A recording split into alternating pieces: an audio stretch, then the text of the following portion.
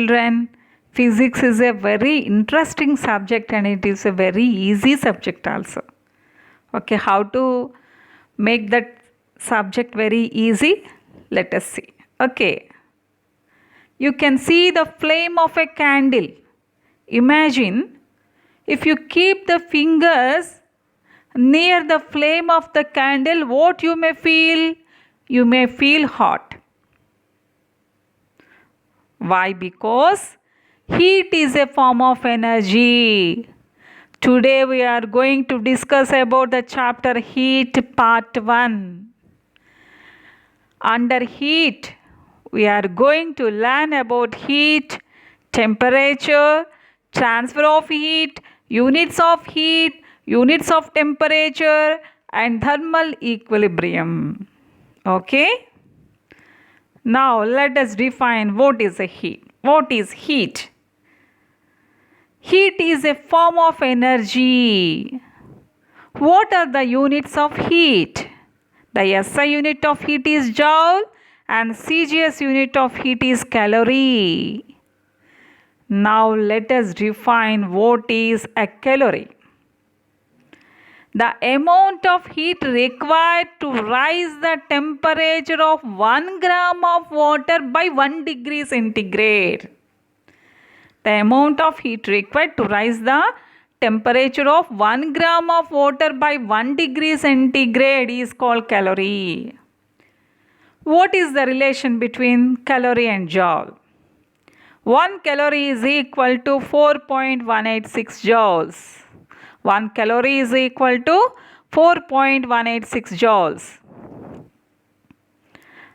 Now I am showing 4 objects. Let us imagine. Now I am touching the first object. I am feeling hot. I am touching the second object. I am feeling too hot. Now I am touching the third object. I am feeling cool. Now I am going to touch the fourth object. Too cool. Okay?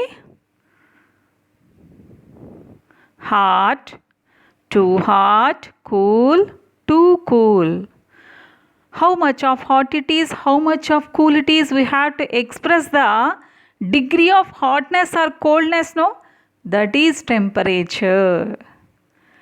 That is, let us define the temperature. The degree of coldness or hotness is called temperature.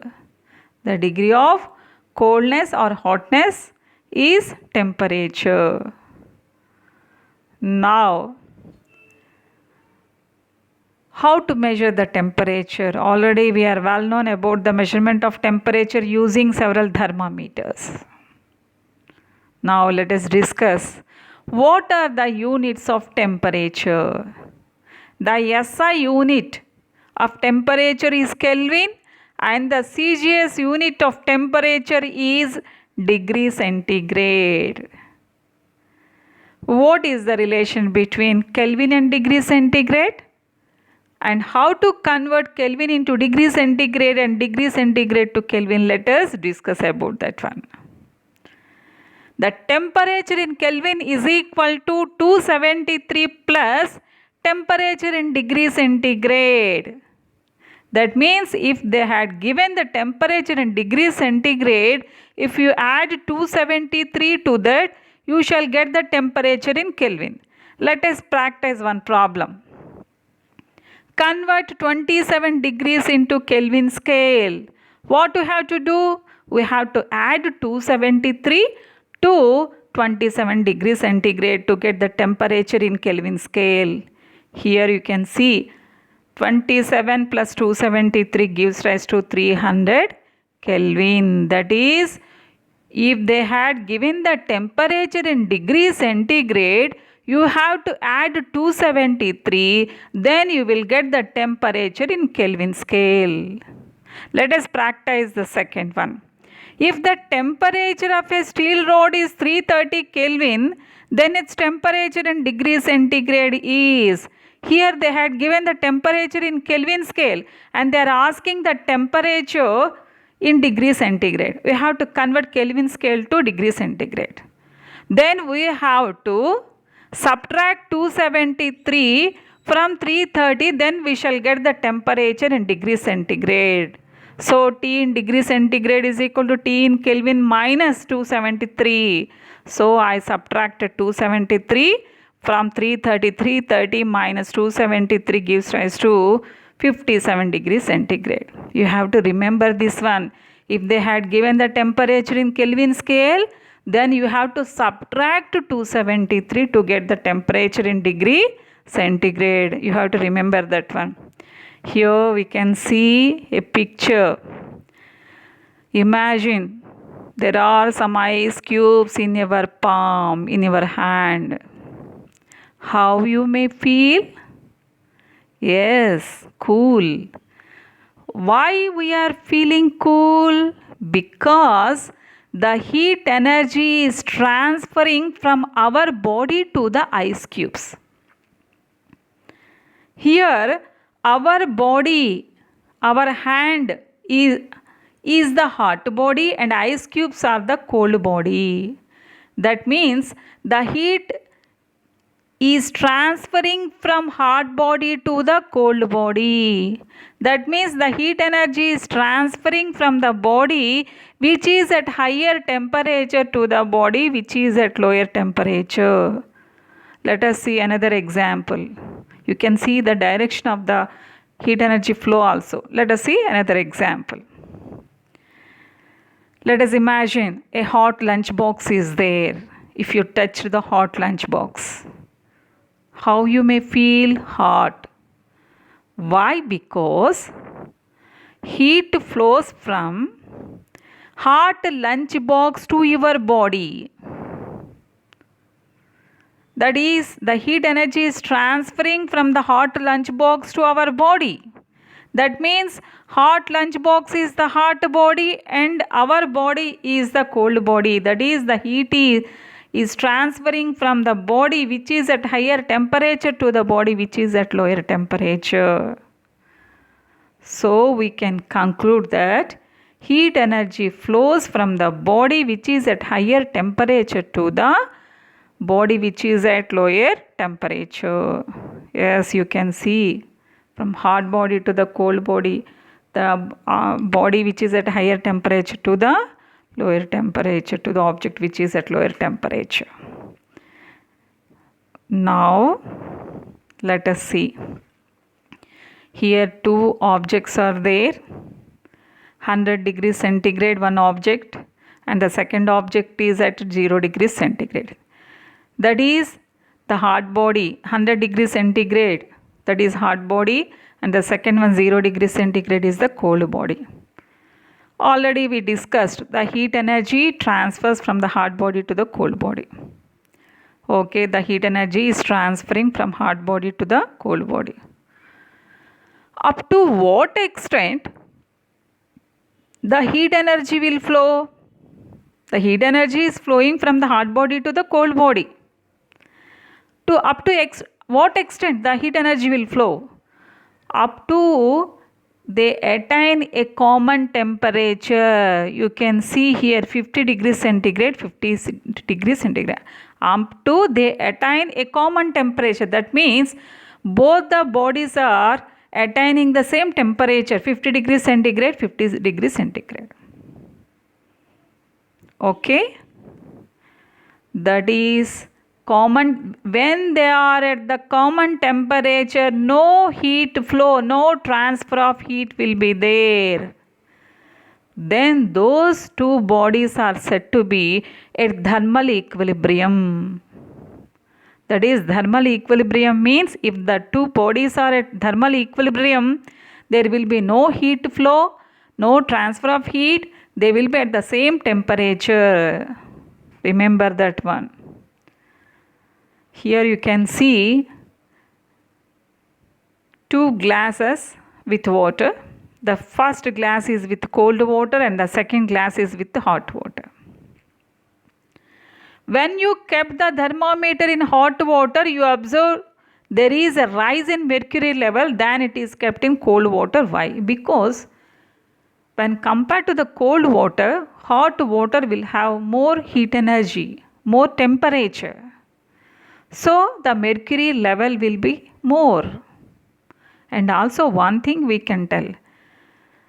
When we are seeing, when you keep the thermometer in the hot water, slightly the level of the mercury is increasing up to a level, it will be stabilized. It won't change.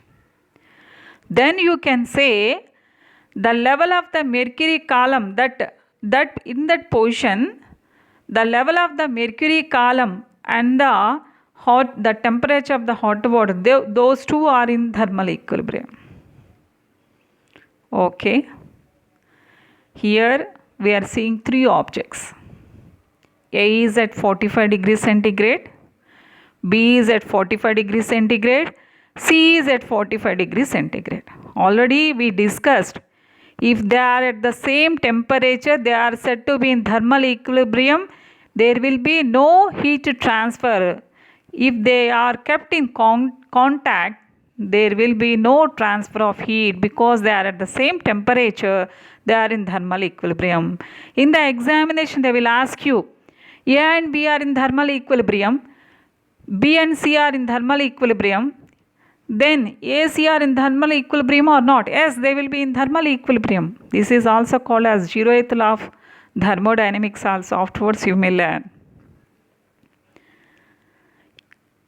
Otherwise they may ask, A, B, C are in thermal equilibrium, the temperature of A is 45 degrees centigrade, the temperature of B, the temperature of C.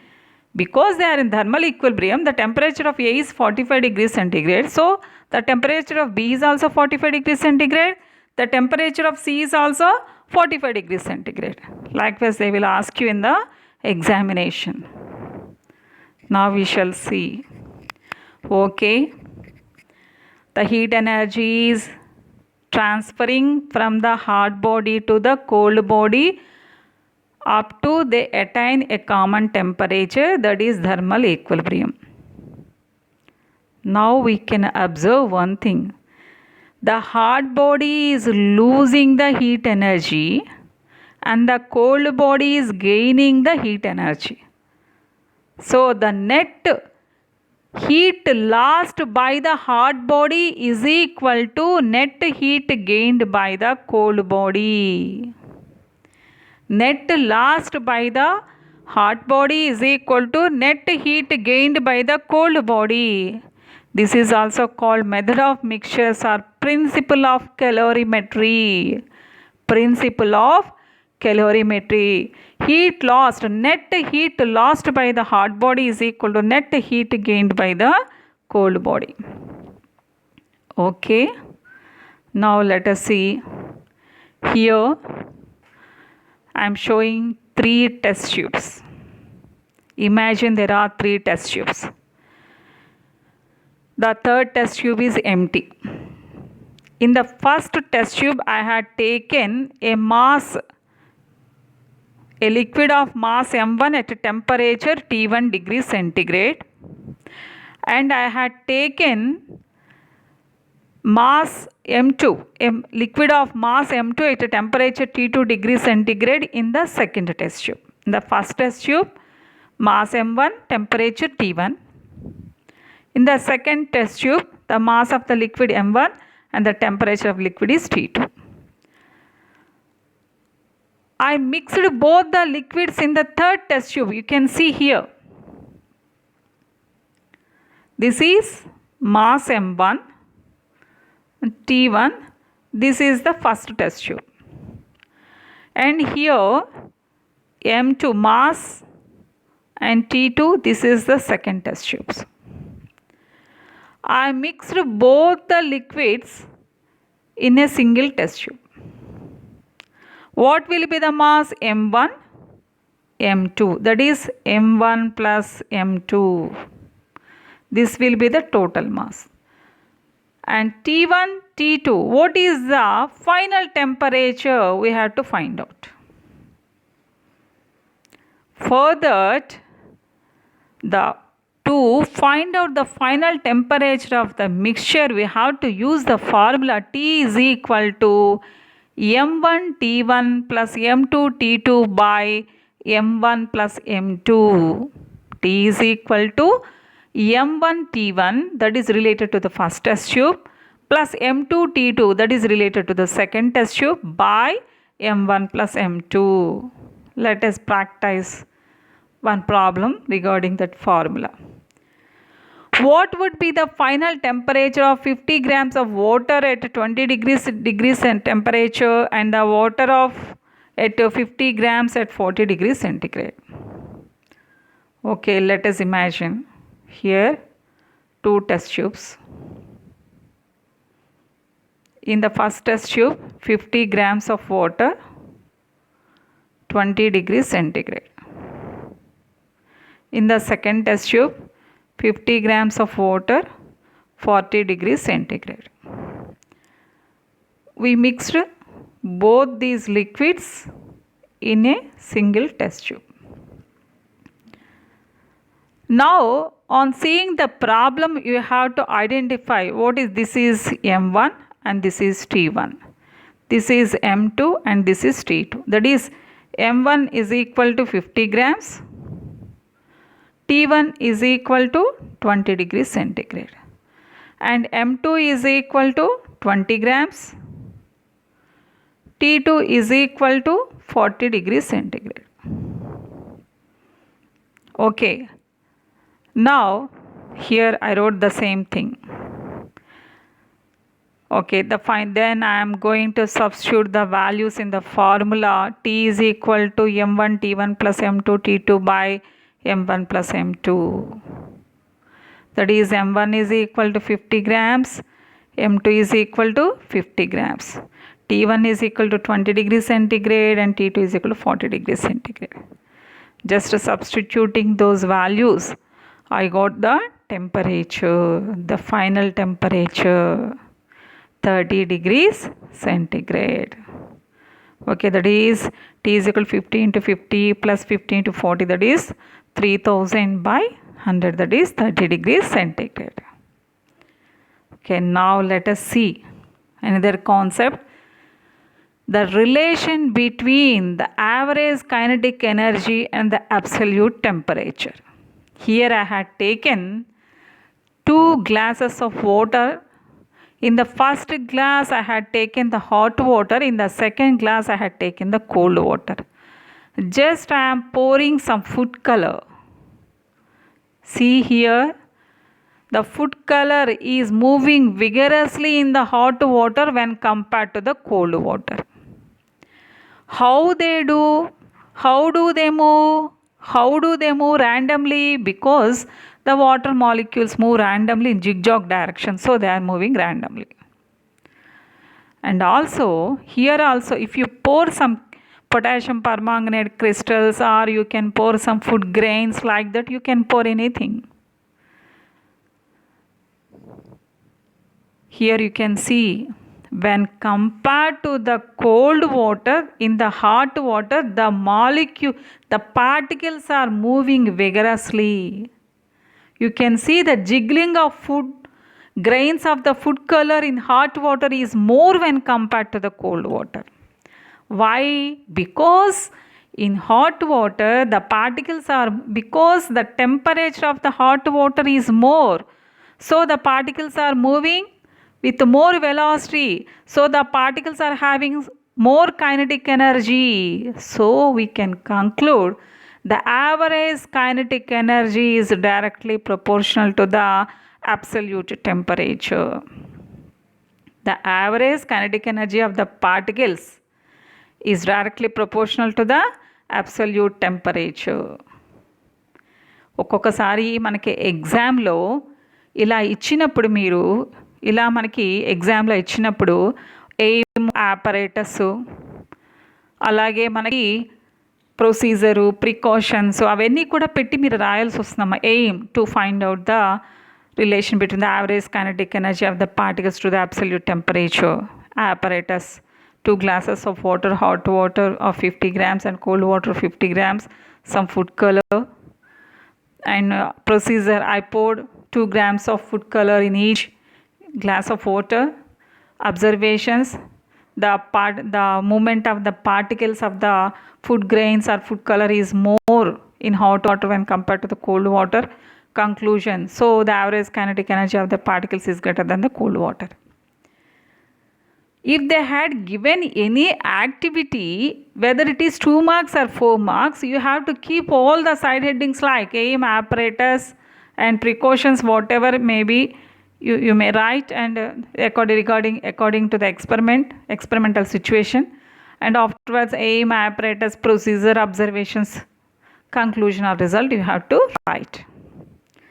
Okay, whatever I told in this video, in the next video regarding this, what are the questions they may ask in the coming public examination, I'm going to explain, and watch that video also. If you like this video, please like, share and subscribe. Don't forget to subscribe. Okay, children, in the second video we are going to see the assessment. Thank